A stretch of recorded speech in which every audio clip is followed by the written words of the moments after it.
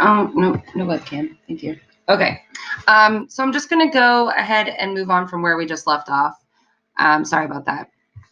Basically, what I just said about how this attacker is really the one the ball carrier is going to be looking for is a big deal. So I'm going to try and erase some of these red lines since I think you get the point. And I'm just going to talk really quickly about how to shift out of this. So once all these shifts happen, because you'll run this part of the drill multiple times. Obviously, each girl will get multiple turns, sort of practicing their timing. The ball carrier is really going to be looking for a lot of opportunities off of her cuts. I'm sorry, my computer won't let me click on stuff. There we go. Okay, redrawing some of the lines. You know, this is great practice for your attack as well. I always find that the drills tend to work for both teams. So anyway, like I was saying, if this attacker is if the ball carrier is working on decision making, these attackers on either side are working on timing their cuts through after their defender slide. And then these attackers need to be ready because if the defense does their job, these outside attackers are actually the ones that will be really open. If the defense doesn't do their job very well, the ball carriers, the girls next to the ball carrier will be open. And obviously, if the defense really fails at their job, the ball carrier herself will be able to get through the gap. So the goal with man-to-man defense is to really make sure all of the slides from your ones and twos are happening at the right time. Something that I find the girls do in this drill when they first start off is they cheat. And I don't mean like cheating, but they cheat up. Like they send the slide too early, or they know that the slides are happening, et cetera, et cetera. The girls that are slides, they do still have to defend their player.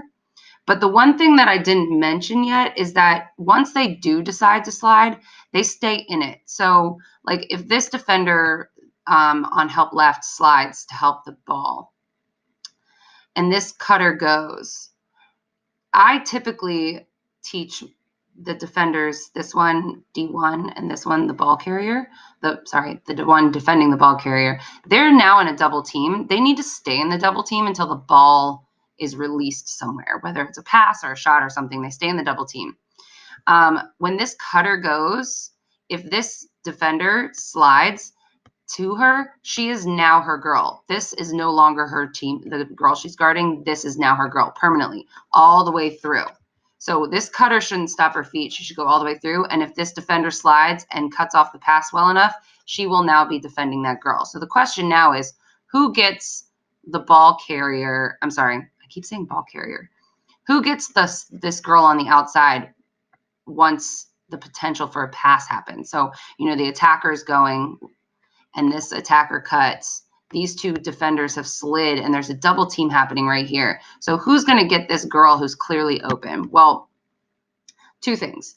There are actually more defenders, so eventually you'll add these in, but right now it's a 5-on-5 and you just practice doing it.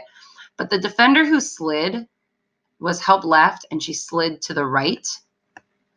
Once the ball is released, she slides back the way she came. Sorry, my pen's not drawing. She slid. What is happening? I'm sorry. My screen just turned white. Okay. There are all the lines. Okay. If she slid to her right, once the ball is passed off or released, or the girl with or this attacker is like way outside the 12, she can drop off. If she does, she goes back the way she came because that's where the open attacker is now sitting. Also, you do have other defenders down here at the creases, and these are your threes. These threes have a big job. So once you finally want to add them in, their job is, as being the farthest away from the ball, is always I call it checking to the middle. So their job is to always check. They need to know what's going on. Anyone that's far away from the ball can consider themselves a three.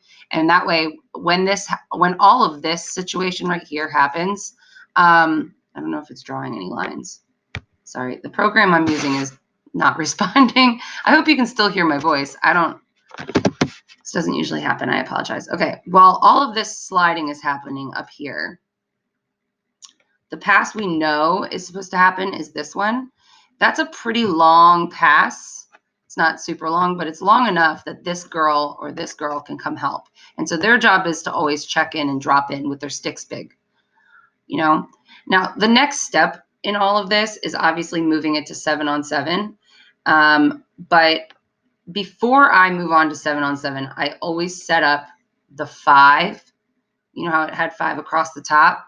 I always set up the 5 in different spots because the slides look a little different coming from different areas of the field. So I'm going to draw this a little bit bigger. But originally we had the 5 across the top. But what if we wanted to make the ball carrier this attacker? She's got the ball. And we actually put 5 attackers in these directions and then 5 defenders in these directions. The jobs don't change. Just because the ball location does, the job doesn't. So this is still the defender on ball saying got ball, got ball. This is still your first slide on your right, help right. This is still your first slide on the left, help left. This is your second left, and this is your second right. She's just down near the crease now. And again, the attackers don't do much different, right? The attackers are still trying to, force defenders to choose the ball carrier.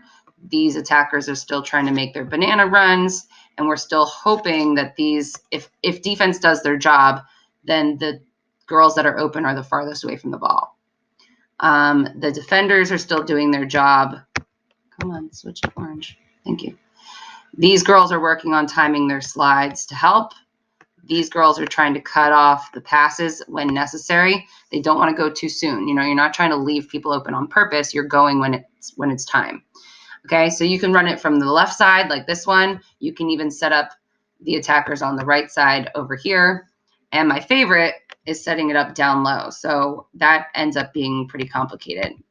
And I'm so frustrated right now. It's doing it again.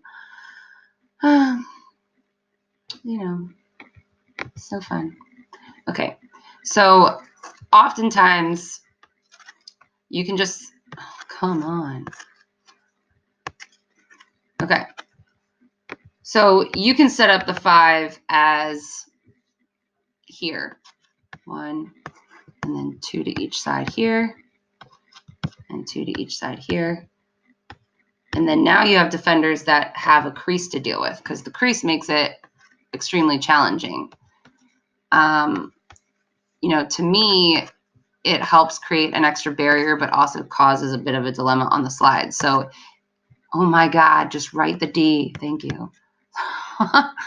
I'm sorry, Michelle. I don't understand. It's a touch screen and it's literally not letting me do anything. Okay.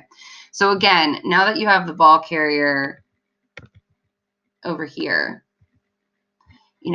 the defender on the ball, her job is definitely not to let the girl get on this side. So, most likely this first slide and second slide have the biggest to deal with. And this is where it really is hard. I would, if I were you, set up a lot of plays like this where the ball carrier is down low and they run these cuts the way they normally would from, I call these the wings, because these slides end up being really hard to cover. So, the defender is going to time to double. She might not need to, she might need to, but if this attacker gets through, she's already in the hot spot. So these slides have to happen. And this is the big one. These are the ones you want to practice where you have 5 on, on the one side of the crease, and then sometimes it's on the other side of the crease. This girl has a huge job because she needs to tell that defender D1 to go earlier. Don't let her hesitate. And if she gets there, she needs to get in front of this cutter so much. And when I say in front, I mean like goal side in front.